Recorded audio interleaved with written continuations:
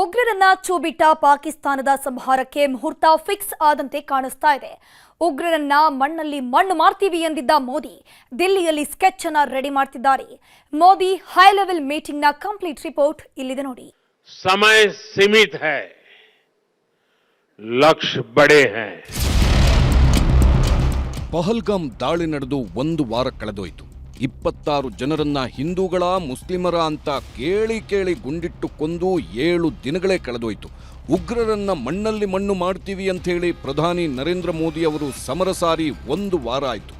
ರಾಜತಾಂತ್ರಿಕ ಯುದ್ಧ ಸಾರಿದ ಮೋದಿ ಸರ್ಕಾರ ಪಾಕಿಸ್ತಾನಕ್ಕೆ ಮುಟ್ಟಿ ನೋಡ್ಕೊಳ್ಳೋ ಥರ ಬಿಸಿ ಮುಟ್ಟಿಸಿದೆ. ಸಿಂಧು ನದಿ ನೀರು ನಿಲ್ಲಿಸಿದ್ದಾಯ್ತು, ಅಟ್ಟಾರಿ ಗಡಿ ಬಂದ್ ಮಾಡಿದ್ದಾಯ್ತು, ಪಾಕಿಸ್ತಾನಿಯರನ್ನೆಲ್ಲ ಭಾರತ ಬಿಟ್ಟು ತೊಲಗಿ ಅಂತ ಆದೇಶಿಸಿದ್ದೂ ಮುಗಿಯಿತು. ಈಗ ಮೋದಿ ಸರ್ಕಾರ ಏನು ಮಾಡುತ್ತೆ ಅನ್ನೋ ಕುತೂಹಲ ಶುರುವಾಗಿದೆ. ಈ ಕುತೂಹಲಕ್ಕೆ ಕಾರಣ ದೆಹಲಿಯಲ್ಲಿ ನಡೆಯುತ್ತಿರುವ ಬೆಳವಣಿಗೆಗಳು.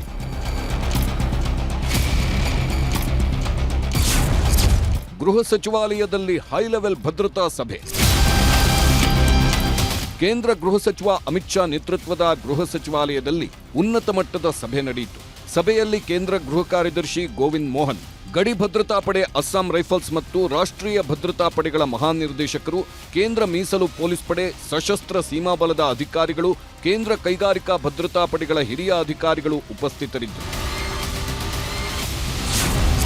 ಪ್ರಧಾನಿ ನೇತೃತ್ವದಲ್ಲಿ high voltage meeting. Amit Shah ಮನೆಯ ಸಭೆ ಬಳಿಕ ಪ್ರಧಾನಿ ನರೇಂದ್ರ ಮೋದಿ ಮನೆಯಲ್ಲೂ ಹೈ ವೋಲ್ಟೇಜ್ ಮೀಟಿಂಗ್ ನಡೆಯಿತು. ರಾಜನಾಥ್ ಸಿಂಗ್, ರಕ್ಷಣಾ ಪಡೆ ಮುಖ್ಯಸ್ಥ, 3 ಸೇನೆಯ ಮುಖ್ಯಸ್ಥರು, ರಾಷ್ಟ್ರೀಯ ಭದ್ರತಾ ಸಲಹೆಗಾರ ಪಾಲ್ಗೊಂಡಿದ್ರು. ಪಾಕಿಸ್ತಾನ ವಿರುದ್ಧ ಹೇಗೆ ಪ್ರತೀಕಾರ ತೀರಿಸಿಕೊಳ್ಳಬಹುದೆಂಬ ಬಗ್ಗೆ ಸಮಾಲೋಚನೆ ನಡೆಯಿತು.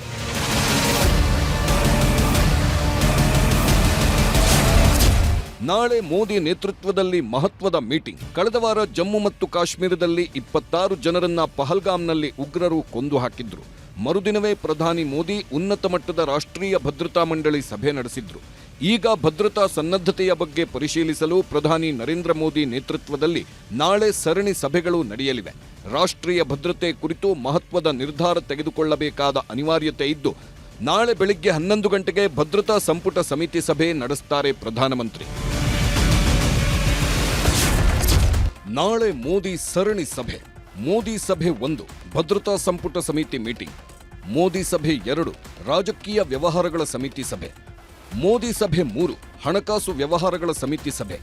ಮೋದಿ ಸಭೆ 4 ಕೇಂದ್ರ ಸಚಿವ ಸಂಪುಟ ಸಭೆ.